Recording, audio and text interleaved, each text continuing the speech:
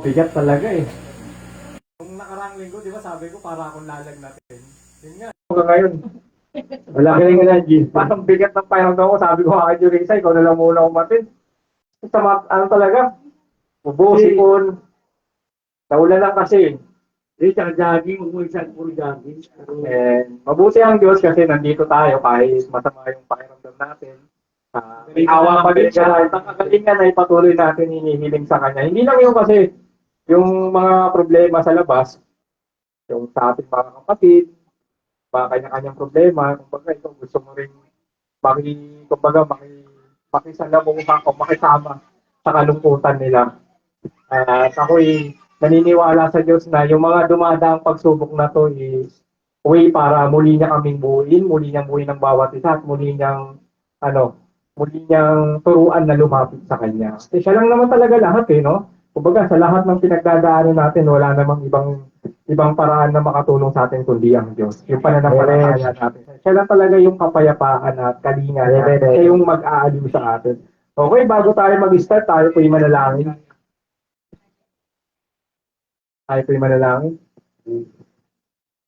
Aming Diyos, salamat po sa umagang ito. Salamat po sa kabutihan at pag-ibig niyo. Una sa lahat, kami po'y humihingi ng tawad sa aming mga pagkakasala. Patawarin niyo po kami sa aming mga kasalanan, Panginoon. Diyos, lalo po ako po'y inyong pakabanalin, ang aking labi ay pakasakdalin niyo po. Ngayon pong umaga, ako po'y nag-aanyaya ng iyong kapangyarihan at kabutihan, Panginoon ko Diyos. Gamitin niyo po ako bilang instrumento ng iyong kapangyarihan upang magdala ng yung mga salita na kagila-gilalas at kamangha-mangha na magiging benepisyo sa bawat isa na naririto sa mga nakikinig sa labas at ito'y magiging binhi na maitatanim sa mga puso nila at lalago sa paglakad nila bilang taga-sunod mo, Panginoon. Kundi sayaan niyo po na kapuspusan ito ng Espiritu Santo. Ang buong gawain na ito, hindi lamang po ang mensahe mo, bagkus hanggang sa pagtatapos, hanggang sa aming paglabas, mapuspos kami ng biyaya at kabutihan mo, Panginoon. Kundi inaangking ko lang po ito sa katagumpayan at biyaya mo, Panginoon kong Diyos. Maranasan namin ang pagsama at katagumpayan mo, Panginoon ko Diyos. Salamat po aking Diyos, pinagkatiwala ko po ito sa pangalan ni Jesus na aming Panginoon tagapagligtas. Amen. Amen. Okay po, ngayon po ay may bago tayong tema.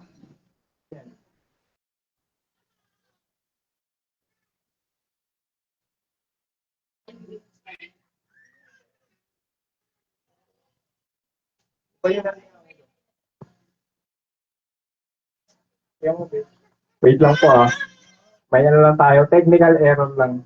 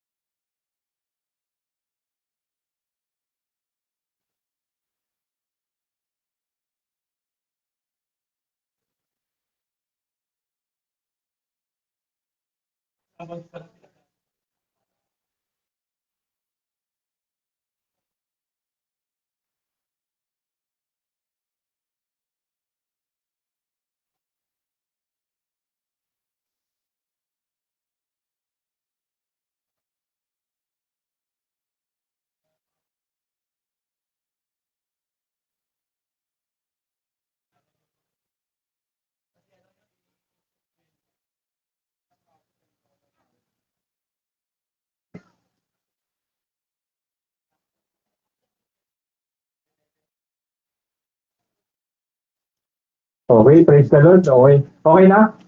Nakakita na ba? Batch 83, salamat sa kanilang patuloy na pagsuporta sa ating gawain. Sila Engineer Alvin Hababag and Raha Sulaiman High School Batch 83 Officer. Thank you po sa inyo. Isa po kayong biyaya ng Diyos sa aming mga ministeryo na ginagampanan. Okay? Hindi tayo maubusan ng pasasalamat, no? Kasi kahit tayo'y maraming pagsubok, nakakatayo tayo at nakakaatin tayo sa kanyang gawain. Tayong sumuko kasi ang Diyos ka hindi tayo sinukuhan no? Kumbaga, karapat-dapat tayong sukuan. Di ba? Walang dahilan para ipagpatuloy ng Diyos yung pag-iibig niya sa atin. napakasama ng puso ng tao. Yung pag-iisip niya napakarumi. Pero ang Diyos hindi sumuko sa atin. No? Tayo pa kaya na yung pinagtitiwalaan natin, walang dahilan para hindi tayo sumuko. Diba? Napakarami dahilan para magpatuloy tayo kahit gaano tayo nahihirapan sa buhay. Personal pa yan, financially naman yan, physically, lahat yan, lahat yan, pangsamantala lang na problema natin dito sa lupa. Yung naghihintay sa atin ng pag-asa na binigay ng Diyos, yun yung papamasahin natin habang buhay. Kaya hanggang dito tayo sa lupa, ano man yung ginagdaanan natin, sulitin natin yung pagtitiis natin. Kasi yung pagtitiis na yan, dito mo lang sa lupa mararanasan yan. Kasi after mong makasama ang Diyos, hindi mo na mararanasan yung pagtitiis, puro kasiyahan na sa piling na Diyos. Kaya yung pagtitiis natin dito sa lupa, sulitin natin yan. Dito lang natin mararanasan yan. Yung mga problema dito sa lupa, sulitin natin yan. Kasi dito lang natin yung mararanasan sa lupa. Pag na-overcome natin yan, at dumating na yung panahon na maghahari na ang ating Panginoong Isus, hindi na natin mararanasan yung mga problema na yan, baka ma-miss pa natin, di ba? Para sasabihin natin, no, dati dami kong problema, ngayon wala na, di ba? Ito na, sulitin na natin. At ang Diyos naman, ang pag-asa niya, sapat para magpatuloy tayo. Yun. Ngayon, okay. Natapos na ata yung preaching ko doon. Okay, may bago po tayong tema ngayong month. Yan na yung format. Okay. Ngayon pong yun, ang tatalakayin pa natin is discover your status before God. Tuklasin po daw natin yung ating katayuan sa ating Diyos. Okay, yun po yung buong pag-aaralan natin ngayong buong buwan ng June. Okay, sa introduction, first week pa lang po tayo, magiging broad muna tayo. Ano po ba yung katayuan ng tao sa paningin ng ating Diyos? Ayun po yung pag-aaralan natin ngayong unang linggo, kumbaga introduction po muna sa ating tema. Ano po ba yung pagtingin ng Diyos sa kanyang tao na nilikha? Okay, bago natin aralin yun, basahin po natin tong verse na to. Mababasa po natin ito sa chapter 8, verse 3 to 9 ng awit. Sabi po dito, tayo po tumayo. Sinulat po ito ni David. Pagka awitin po ito basta sa mga awit to Ito po yung awitin ni David. Pagka binubulay ko ang iyong mga langit, ang gawa ng iyong mga daliri, ang buwan at ang mga bituin na iyong inayos, ano ang tao upang iyong alalahanin? At ang anak ng tao upang iyong dalawin siya? Sapagkat iyong ginawa siyang kaunting mababa lamang kaysa Diyos, at pinaputungan mo siya ng kaluwalhatian at karangalan. Iyong pinapagtataglay siya ng kapangyarihan sa mga gawa ng iyong mga kamay. Iyong inilagay ang lahat ng mga bagay sa ilalim ng kanyang mga paa, lahat ng tupa at baka, at ang mga hayop sa parang, ang mga ibon sa himpapawid, at ang mga isda sa dagat, anumang nagdaraan sa mga kalaliman ng mga dagat. O Panginoon, aming Panginoon, pagkarilag ng iyong pangalan sa buong lupa. At palain ng Diyos ang pagkakabasa sa kanyang salita. Okay, ito po ay isinulat ni David. Alam niyo po, si David ay hindi lang siya basta mandirigma. Isa rin po siyang magaling na mga awit. Di ba nga, yung pag nade-depress pag inaalila daw ng masamang espiritu si King Samuel, King Saul, di ba? Si David yung musician niya para maaliw siya Si David po, hindi lang siya basta mandirigma, napakagaling niya rin pong mga aawit. Alam niyo po, sa Psalms, halos siya po yung may akda niya, halos po sa kanya yung awitin. Isa po ito sa awitin niya. Sabi niya dito, pagka pinulay-ulay ko ang iyong mga langit, ibig sabihin, pag nakatingin daw po siya sa impapawid, nakatingin daw siya sa langit, nakikita niya yung mga bituin, nakikita niya yung mga buwan na nilikha ng Diyos, namangha siya, ano ang tao, di ba? What is man that is mindful to you, di ba? Bakit daw ganun ang Diyos kaalala sa mga tao? Ang ating pong pag-aaralan ngayon, pinamagatan ko pong favored creation. Alam niyo po, tayo ay highly favored creation po, Sa lahat ng nilikha ng Diyos, tayo lang po yung malaya na nagagawa natin yung gusto natin. Diba? Yung mga buwan, yung mga bituin, nakaprogram yan di ba? Nakasistema yung ginagawa nila di ba? Nandiyan lang sila, paikot-ikot. Yung mga hayop, may mga predator, di ba? May mga, may cycle sila, di ba? Ito yung kinakain, ito yung mga ngain. Pero tayong tao, iba tayo sa lahat ng nilikha ng Diyos, di ba? Tayo yung malaya natin na gagawa kung ano yung gusto natin. We are highly favored creatures. Kaya nga sabi ni David, ano ang tao upang iyong alalahanin siya? At ang anak ng tao upang iyong dalawin siya. Kung ba, nakita niya. Alam niyo po, kahit ikaw, isipin mo, di ba? Sino ang tao para gano'n nalikhain ng Diyos? Di ba? Kung iisipin mo, ang dami na nilikha ng Diyos na napakagaganda. Mga bituin, mga langit, mga ibon na kay gaganda, di ba? Mga puno na kay bubuti. Pero ano ang tao, ba't binigyan niya ng importansya na likhain? Yung mga magagandang nilikha niya, tayo mismo na nilikha niya ang nakaka-appreciate nito, di ba? Tayo ang may control dito, sabi niya, binigyan daw tayo na ng yung inilagay at ang lahat ng mga bagay sa ilalim ng kanyang paa. Di ba? Tayo yung may dominion, authority sa lahat ng nilikha ng Diyos. We are favored creation. Yung po yung pag-aaralan natin yan. Una po, sabi po dito, ano ang tao upang iyong alalahanin siya, ang anak ng tao upang iyong dalawin siya, no? What is man that you are mindful? Yung mindful po, ibig sabihin, sa English po, mindful eh. Pag sinabi mong mindful, parang ano yan,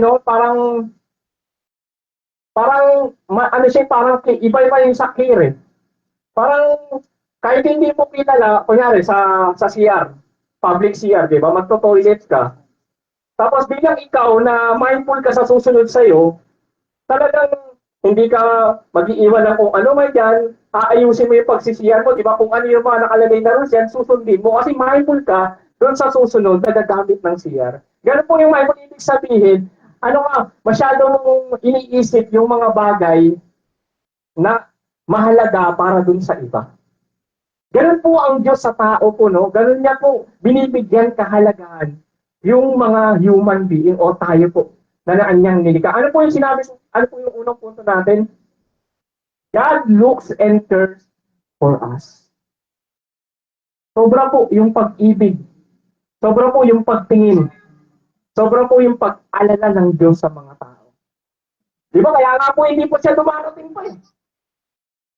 Kung tutuusin, gusto niya na nga yatang Kumbaga, kung ikaw ang Diyos, nakita mo ganun kasama yung tao, parang gusto mo lang unawin, di ba? Parang gusto mo lang bumalik. Pero anong sabi niya, mapaghinuhod ang Diyos. Na ang lahat ay gusto niyang makakilala. Di ba? Mapaghinuhod. Ibig sabihin na mapaghinuhod talagang sobrang pasensya yung kanyang ginagawa kahit nakikita niya na ang tao ay sobrang sama na. Kasi ang lahat ay gusto niyang maligtas. Ganun na lang po yung pag-aalala niya sa mga tao. Di ba? Kung ikaw nga lang nakatatlong beses ka lang utusan yung anak mo na tatlong beses mong inulit yung sinabi mo, sobrang asar ka na di ba? Parang gusto mo lang batukan Ano pa ang Diyos, no? Na ilang beses pinaulit-ulit yung mga kanyang salita sa Biblia na hindi lang sinusunod ng mga tao, bagkos winawalang hiya pa. Di ba? Ganun na lang yung kahaba yung pasensya ng ating Diyos. Ganun na lang siya kahinuhod sa tao.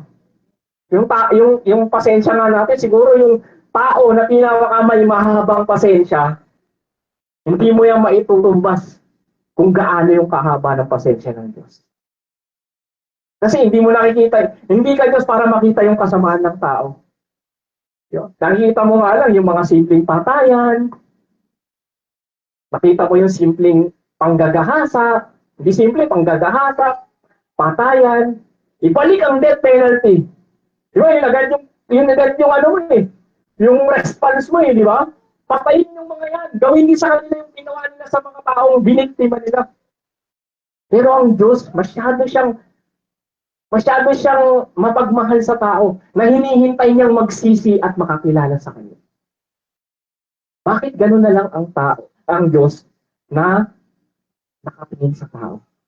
God looks and cares for us. Kaya mapalad po tayong mga tao kasi tayo lang po yung binigyan ng pribilehiyo na mabuhay ng may kalayaan sa lahat ng nilikha.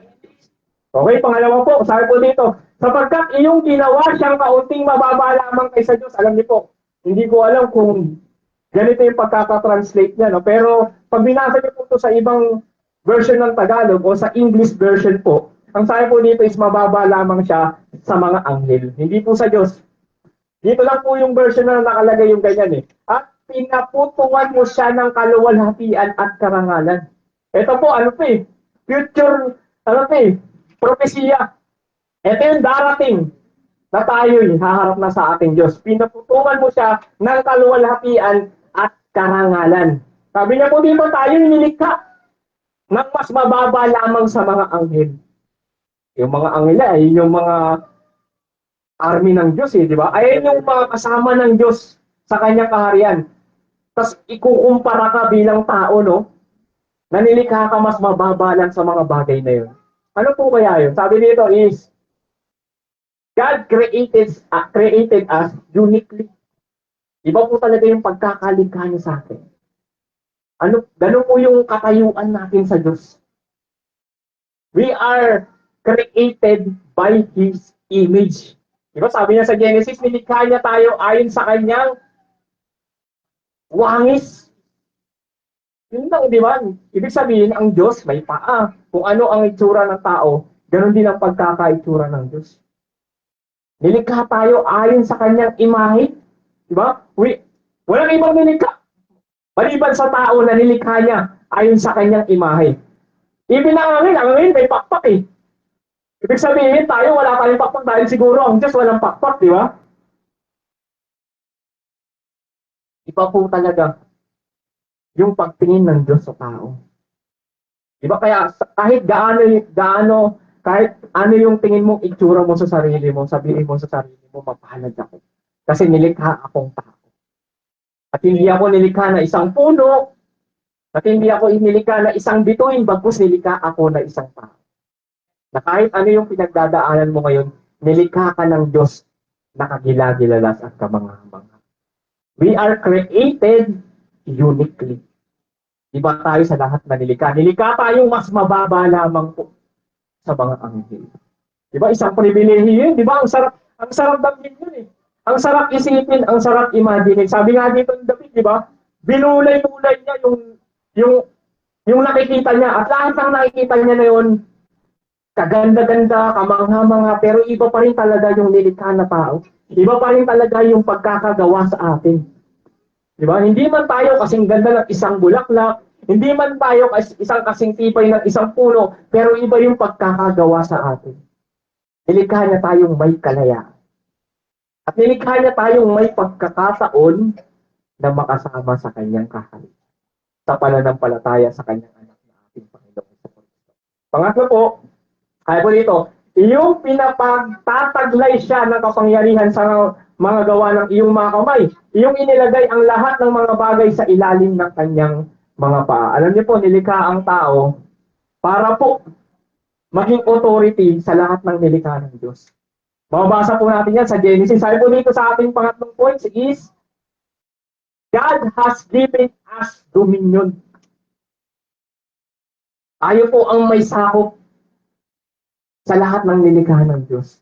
Balikan po natin itong Genesis. So, sabi niya po dito, ito po yung sinasabi ko kanina.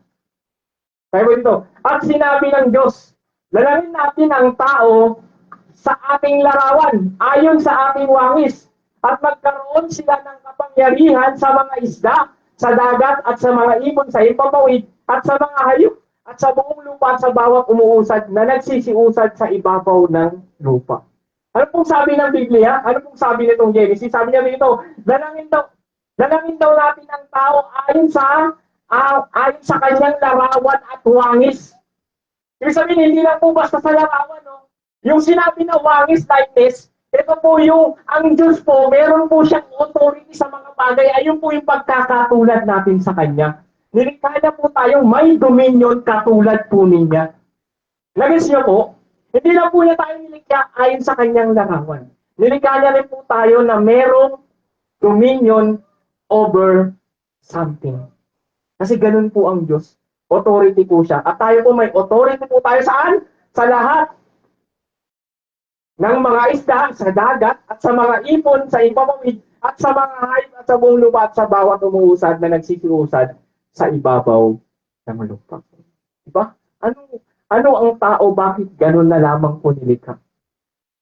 Na merong dominion, merong pagkakahawak sa lahat ng mga bagay na nilikha ng Diyos.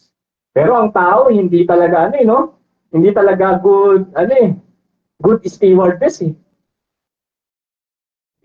Binigyan ng kalayaan, pero yung kalayaan na yung ginamit sa sa hindi magandang pamamaraan, di ba? Nagtapon ng basura sa dagat, nagtatapon kung saan-saan, di ba? Yung mga hayop, ginagawang kung ano-ano, di ba? Ginagawang hinahunting, nilalagay na design sa kanilang di ba? Ang tao hindi naging good stewardess. Binigyan na tayo ng pagkakataon ng Diyos na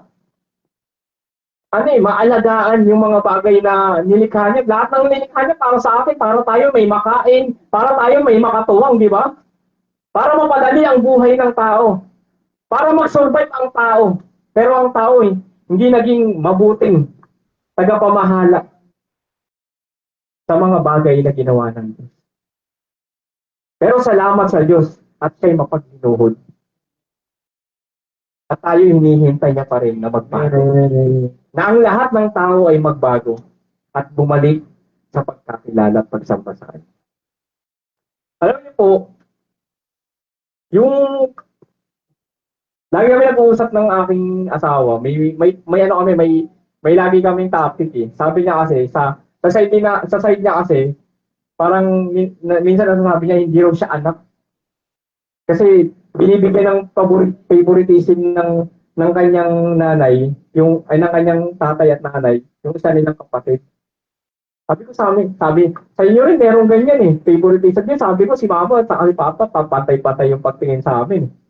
Sabi ko, kahit sa inyo naman, pantay-pantay yung pagtingin sa amin. Sabi niya, hindi, may favorite talaga. Talaga nagtatalo kami dyan. Sabi ko, pag walang favorite yan, pantay-pantay yung pagtingin yan. Sabi niya, hindi, meron favorite yan. Kasi sa kanila, yung favorite yung tingin niyang favorite, yung tingin niyang favorite na anak ng kanyang mama at papa is yung yung kapatid niya na kumbaga, palasugan, yung parang happy-go-lucky, yung kumbaga siya yung pinaka-least sa kanilang magkakapatid. Sabi ko si Kuya, yung talagang paborito. Sabi niya, hindi ako sabi niya, si Kuya lang yung paborito kasi laging pinagtatanggol, ganyan. Laging pinagtatanggol ni Papa raw, ganyan. Sabi ko, walang paborito ng magulang. Pantay-pantay yan. Sabi niya, hindi may paborito, hindi pwedeng wala. Yan, lagi natin pinagtatalunan. Sabi ko, hindi, ganito kasi yan. Hindi dahil, sabi ko kasi, ang paborito kasi, pag sinabi mo kasi paborito, lagi mo yan suot, di ba? Ibig sabihin, nagagandahan ka dyan. Kaya mo siya naging paborito kasi lagi mo siyang gamit, lagi mo siyang gustong ipakita, di ba? Kasi natutuwa ka siyang ginagawa. Yan, may paborito kang sapatos. Yung paborito mong sapatos na yun, susuotin mo siya kapag mga big event, susuotin mo siya pag makikipag-date ka. Kasi yun yung pinakamaganda mo, di ba? Kasi yun yung pinaka-the best mo, eh. Mas maganda natin sabihin na hindi yan paborito. Kumbaga, sila yung mas may kailangan ng atensyon at ng kalinga. Hindi paborito ang tawag doon. Tawag doon, mas kailangan silang bigyan pansin ng ating mga magulang. Kasi sila yung mas nangangailangan. Kasi tayo, kumbaga, nakaka-survive tayo. Hindi sila paborito. Kasi kung paborito yan, talagang yan, mga big time yan, di ba? Yun yung in-explain ko sa kanya. Kaya ako po sinabi yun, sabi po dito, hindi po naisip ko po, na hindi tayo talaga paborito ng Diyos. Kumbaga, tayo po kasi yung fragile.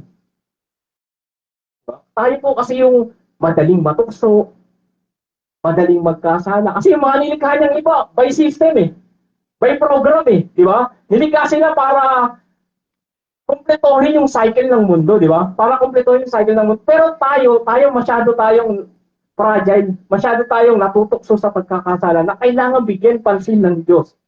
At gusto niya ang lahat ay mailigtas. Alam niyo po, itong binasa natin, siguro, kung titingnan niyo po siya, para siyang tungkol sa tao, no? Yung po nga yung tinalakay ko, di ba? Para siyang patungkol sa tao. Pero kung pag-aaralan mo siya, hindi po siya patungkol sa tao, Patungkol po siya kay Jesus Christ. Yung palang sinasabi dito ni David, ito po ay prophesize. Ginamit siya ng Diyos para banggitin yung mga salitang ito para patunayan na yung parating na Messiah, which is si Jesus Christ, ay totoo. Kasi itong mga verse po na to, mababasa niyo po sa mga New Testament. Itong sabi niya dito, no, sapagkat iyong ginawang siyang kaunting mababa lamang kay sa Diyos at pinaputungan mo siya ng kaluwalhati at karangalan. Mababasa mo mismo yan sa verse ng Hebrew. Kung di ako nagkakamali, chapter 2, verse 4, siguro verse 6, nilagyan niya lang yan ang sabi niya sapagkat ginawa siyang kaunting mababa sa mga anghel, which is si Jesus Christ, at hinarap niya yung kamatayan at pinpungan siya ng kaluwalhati at karangalan. At ito rin, yung pinagtataglay siya ng kapangyarihan sa mga gawa ng iyong inilagay ang lahat ng mga bagay sa ilalim ng kanya. Si Jesus Christ din po yan. Basahin niyo rin po sa Corinthians. Etong mga verses na to, pinatutungkulan po ito ay ang ating Panginoong Kristo. Siguro, nung ito isinusulat ni David, ang iniisip niya, yung kalagayan ng tao sa harapan ng Diyos.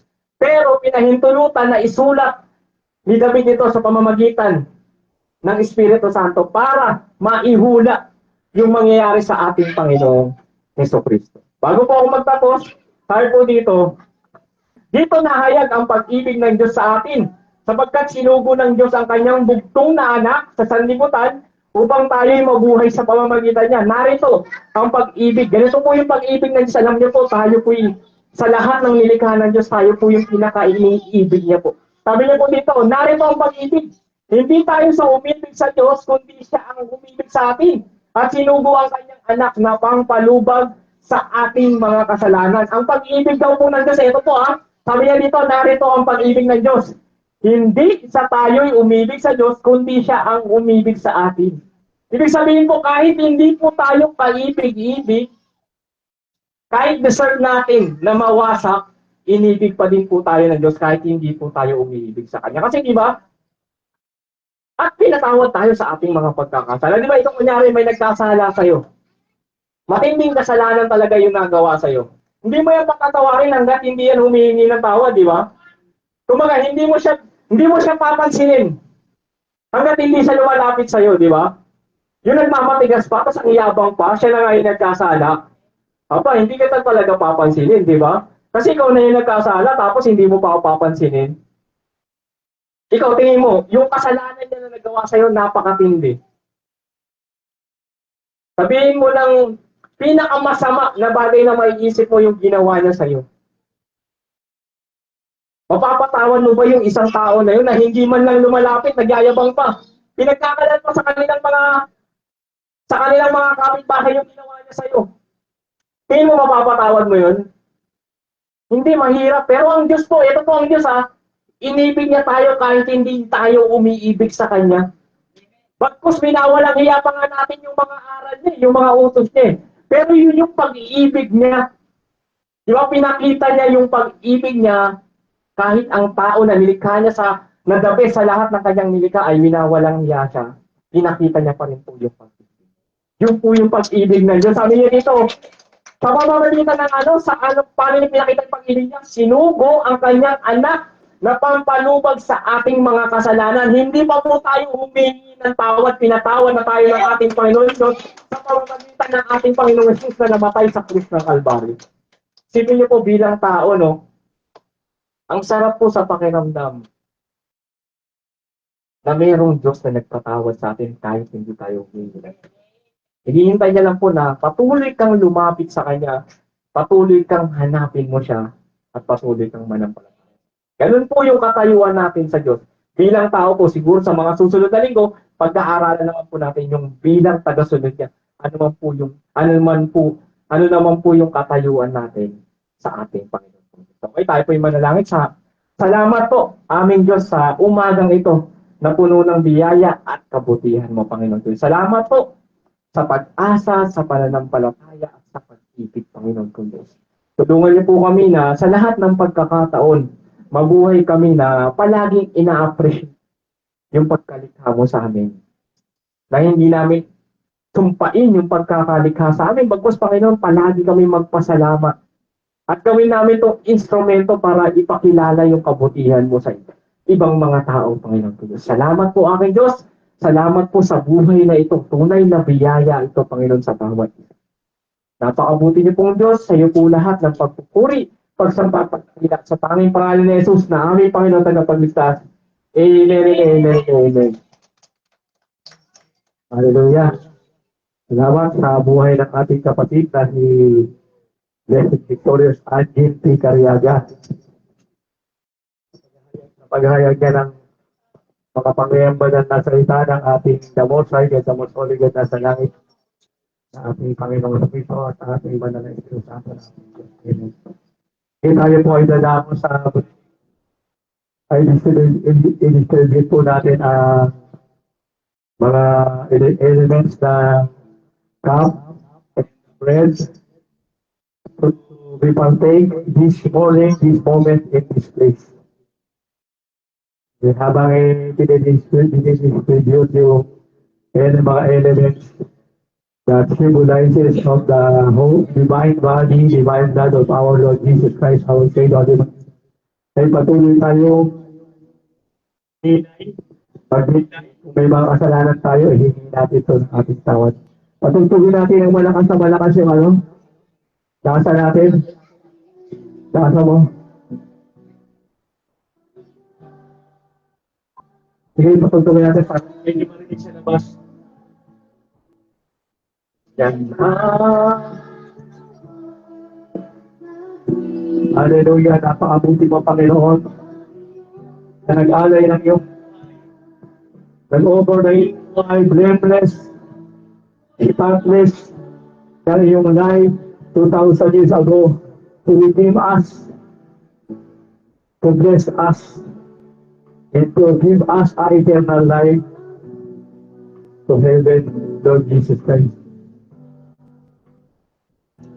Without offering the blood of Lord Jesus Christ of Nazareth, there is no remission, there is no redemption, there is no eternal life, but because of the blood of Lord Jesus Christ, spotless, blameless life of our Lord Jesus Christ, He offered Himself 2,000 years ago. Nagkaroon tayo ng buhay na walang hanggan, natubis tayo, pinagpala tayo, niligtas tayo. Thank you, Lord Jesus, Lord Yeshua, ang Savior, ang Divine God, na sinawa mo sa amin data to 2,000 years ago. Panginoon, dalangin po namin sa umagang ito, gawin mong karapat-dapat ang bawat isa sa amin sa pagpapartake ng mga elementong ito na sumisimbolo ng banal mong katawan at dugo, Panginoong Isus. Kung meron ko pong nakikitang mga karumihan kasalanan sa amin sa mga oras na ito, dalangin po namin na kami ulit yung linisin, ugasang patawarin mo po kami ng banal mong mga salita sa lahat ng aming karumihan sa ito ng banal mong salita sa aming Diyos. Ng banal mong kabanal-banal mong tugo, Panginoong Isus. Linisin, ugasang mo kami ng mga pangyayari na dilinis mong banal sa aming kabanal-banal mong tugo, Panginoong Isus, sa mga karumihan kasalanan namin ito. Salamat po. Hiling natin ito sa pangalan nito. Salamat mo, dakilang Diyos, sa paglilinis mo sa amin ng banal mong kabanal-banal mong salita. Heavenly Father, sa ipong papulong salamat dakilang Diyos sa pangalan ni Jesus, hindi sa amin ilang. Salamat po, Panginoong Jesus, sa paglilinis mo ng kabanal-banal mong tugo, Panginoong Jesus, sa lahat ng aming mga karumihan, sa lahat ng nagawa, laban sa aming kapwa, laban sa iyo. Thank you, Lord Jesus, for our Thank you, Lord Jesus Christ, our Savior, our Divine God.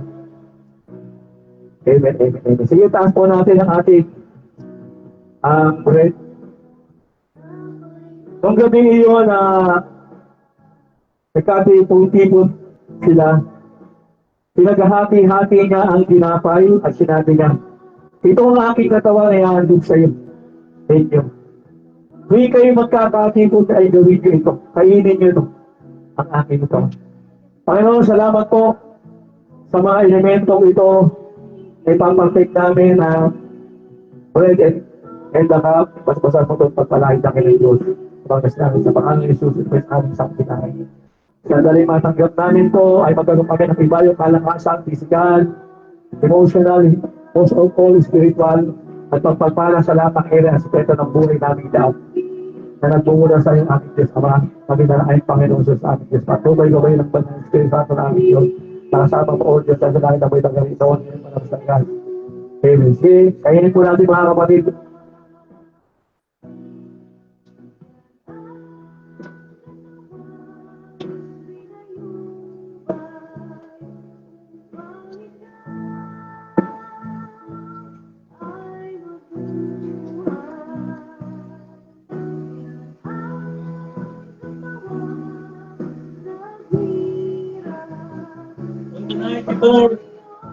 On the night before he betrayed, our Lord Jesus, our Savior, our divine God, He took the cup and said, "This is my blood poured out for you."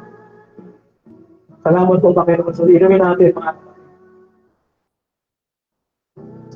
Salamat po, dakilang Diyos. Pinarapat mo kami mga sacrifice na mga elementong ito na sumisipulo ng banal mong katawan ng dugo.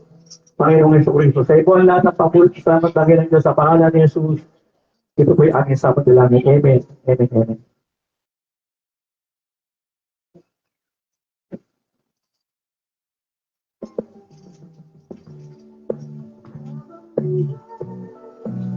Ngayon naman po tayo ay dadako sa pagbibigay, maaari na pong magbigay ang lahat.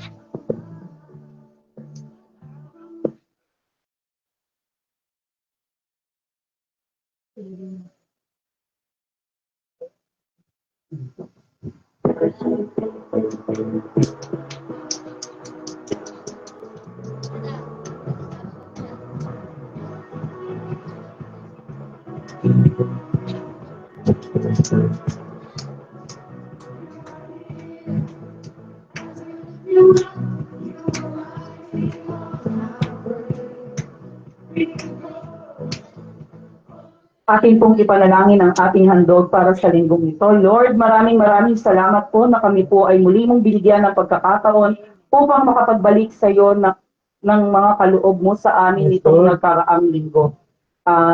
Nawa po, ito po ay magamit sa ikapagpapalaganap ng iyong mabuting salita, magamit sa mga ministeryo ng aming simbahan.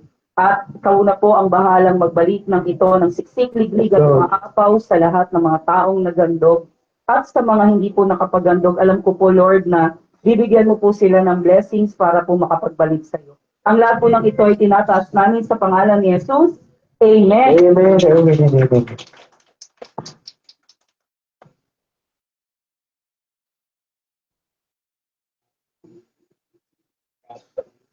Lord, ayun po yung manalangin para po sa ating pagtatapos. Maraming salamat po, Panginoon, kami iyong dinala at binalik dito sa aming bahay panambahan, Lord. At sa taong ginamit mo po, Lord, maraming salamat po at nakapakinig kami ng iyong banal na salita. Naway kami inyong ingatan at gabayan sa aming pag-uwi, Lord. At naway sa susunod na linggo kami iyong muling akayin at yung mga hindi po nakarating, Lord, naway sila inyong nakayin papunta dito sa aming bahay panambahan, Lord. In Jesus' name we pray. Amen. Amen. Amen. Amen.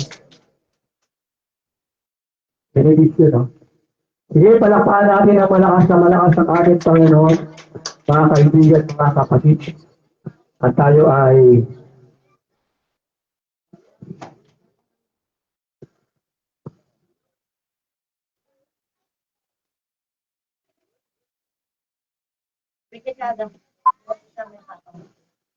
Panginoon, salamat po sa umagang ito. Nakabakantap namin ang biyaya at pagkapala sa ginawa namin ito, pagsamba at pagtuturi sa inyong umagang ito. Ingatan mo po pagpalain ang aming kapatid na ito. Kami lahat, ngayong buong isang linggo ito, alit pagbibiyahe, ano man sasakyan namin, paghahatid namin, pagmumotor namin, pagpatungo sa aming pupuntahan, trabaho, eskwelahan, hanggang sa pag-uwi namin, sa buong isang linggo ito, kami ingatan at pagpalain mo. Dalangin po namin dakilang Diyos. Ang mga biyaya, pagkapalang, kasaganaan, katagumpayan, pag-iingat mo ay patuloy na managana sa buhay namin sa loob ng isang linggo ito.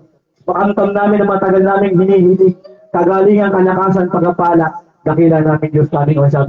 At ibalik mo po kami lahat sa daong ito sa susunod na linggo, aming Diyos na banal sa langit. Pagpalain kayo ng ating Ama na sa langit mula sa lahat ng areas kaya ng buhay nyo. Muli sa iyong mga pangyayang malakas, matibay, matatag, punong-puno ng pag-ibig, pagmamahal, nagbibigay ng walang hanggang kasaganaan, katagumpay, pagkapalang, himala at kabayalan, kapabalagan mo mga kamay, Heavenly Father, sa mga mahimong ito aming banal na Diyos at dakilan namin Diyos aming kamisan. Pinagkakatiwala po namin ang buhay namin sa loob ng isang kalinggo ito. Hanggang sa pagpunta muli namin dito sa susunod na linggo. Ipon lahat-lahat ng kapurihan, kulitan, karangalan, kadakilan, kaparehan, pasasalamat at pasalamat. Aming banal na Diyos at dakilan namin Diyos aming kamisan sa langit.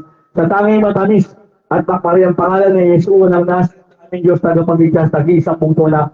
Aming banal na Diyos at dakilan namin Diyos aming kamisan. Ito po'y aming samot na langit. Ang lahat ng anak ng Diyos ay sumigaw ng Amen! Amen! Let us all shout, all glory, Amen! all praise, Amen! all worship, All all honor, honor, all power, all power, and all thanksgiving and all thanksgiving belongs to you alone. belongs to Jesus Christ.